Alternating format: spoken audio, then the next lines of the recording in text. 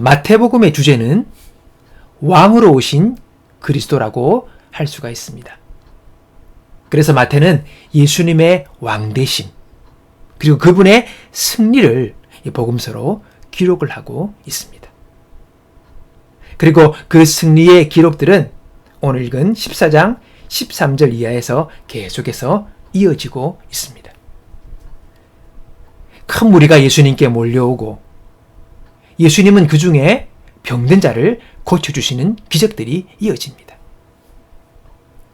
그런데 이렇게 승승장구하던 예수님과 제자들이 난관에 복착을 합니다.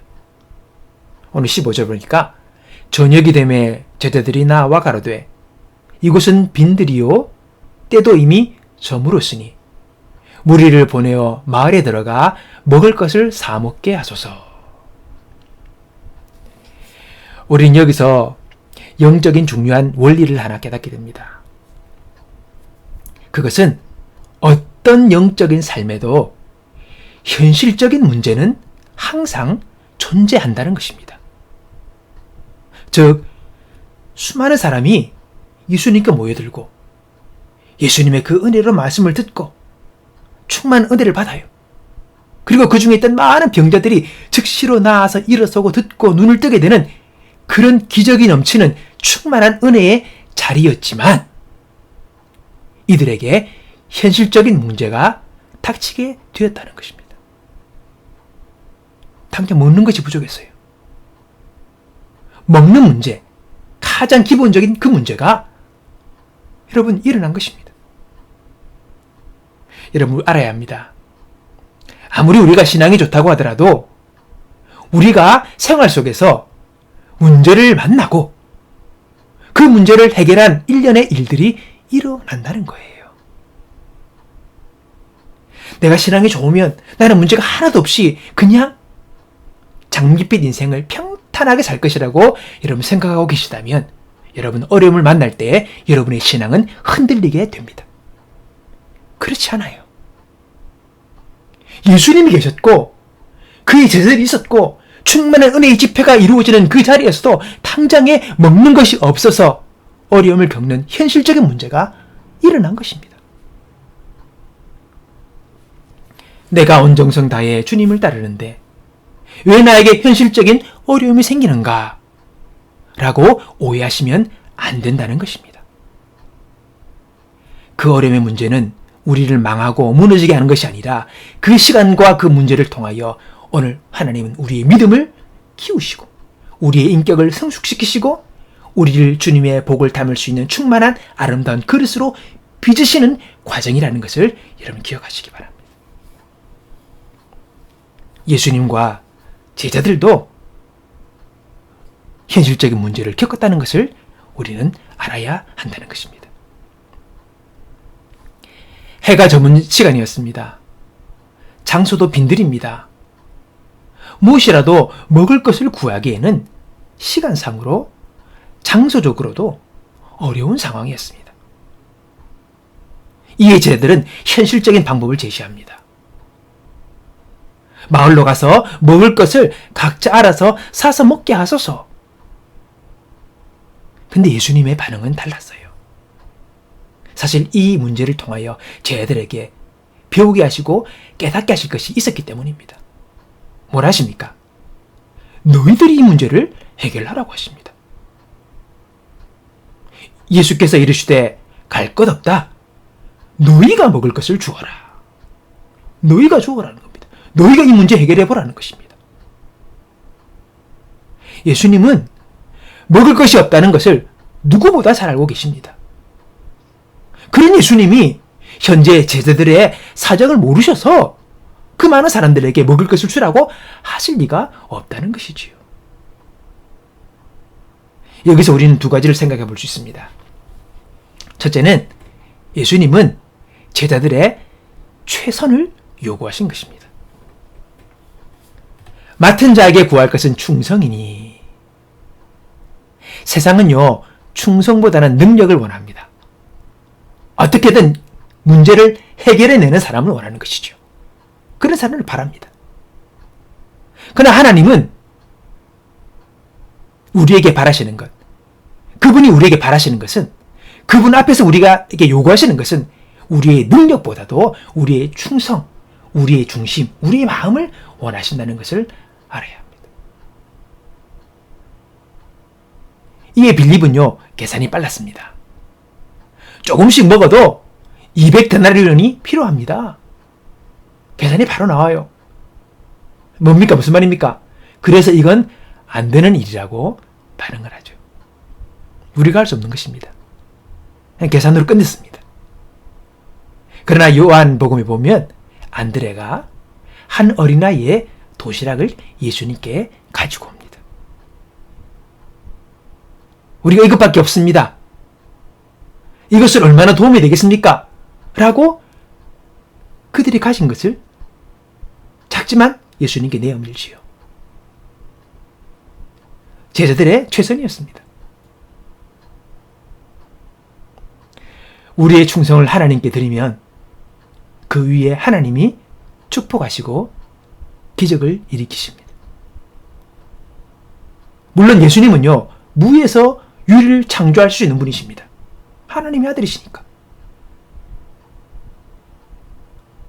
그러나 그분은 기도로 빵을 만드시지 않고 어린아이의 도시락을 축복하셔서 이것으로 5,000명을 먹이시는 기적을 베풀어 주셨다는 것입니다. 중요한 것입니다, 여러분. 자그마한 헌신이 마중물 되어 기적이 일어난 것입니다. 우리는 이걸 알아야 합니다. 두 번째는요, 예수님은 우리가 베풀기 위해 소유하기를 바라십니다. 기독교는 금욕과 무소유를 강조하는 종교가 아닙니다. 여러분 절대 오해하시기 바랍니다. 그렇지 않습니다. 불교처럼 무소유, 가진 거 다 내어놓는 그런 것을 바라는 게 아닙니다. 성경에서도 부 자체를 죄악시하지 않으십니다. 재물 자체를 죄악시하지 않으십니다. 소유하고 있는 것 자체를 죄악시하지 않으십니다. 가지고 있는 부를 어떻게 그가 사용하느냐가 문제라는 것이죠. 이런 말이 있습니다. 부자는 5,000명분의 돈을 깔고 있는 사람이고 잘 사는 사람은 5,000명을 먹이는 사람이다. 단지 부자는 사회에서 별 필요가 없는 사람입니다. 자기가 돈을 많이 가졌을 뿐이죠.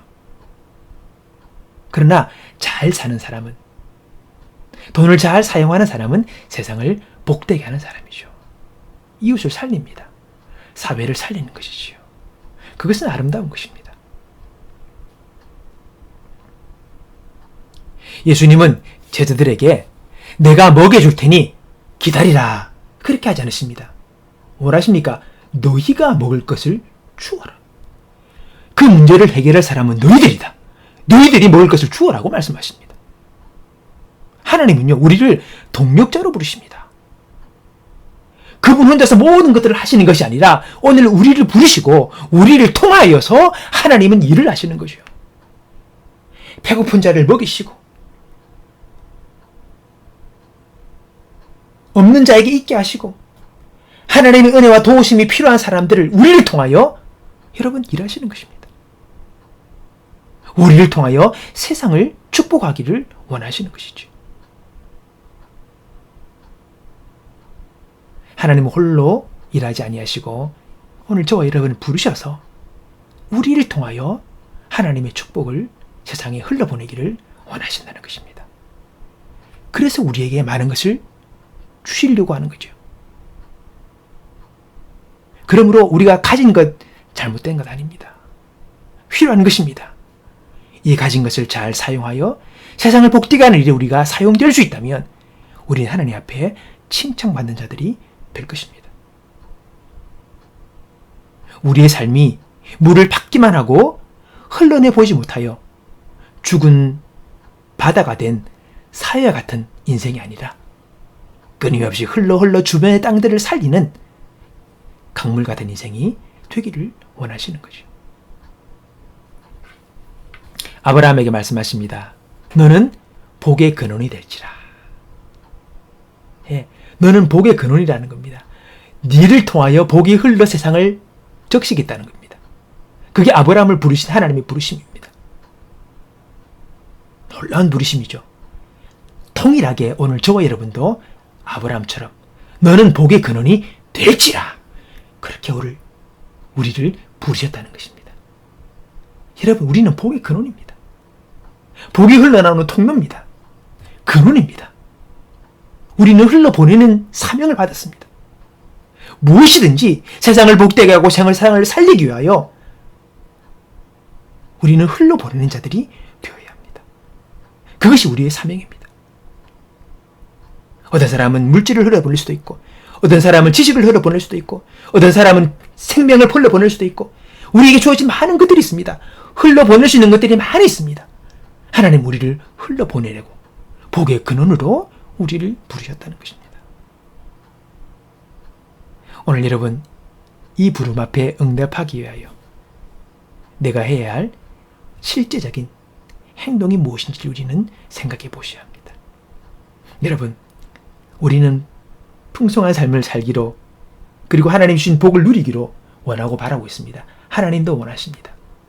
그런 삶을 살기 위하여 우리가 복의 근원이 되어질 때에 오늘 우리를 통하여 흘러나가는 주님의 그 복을 나도 누리고 우리의 주변과 이웃들도 누리게 될 것입니다.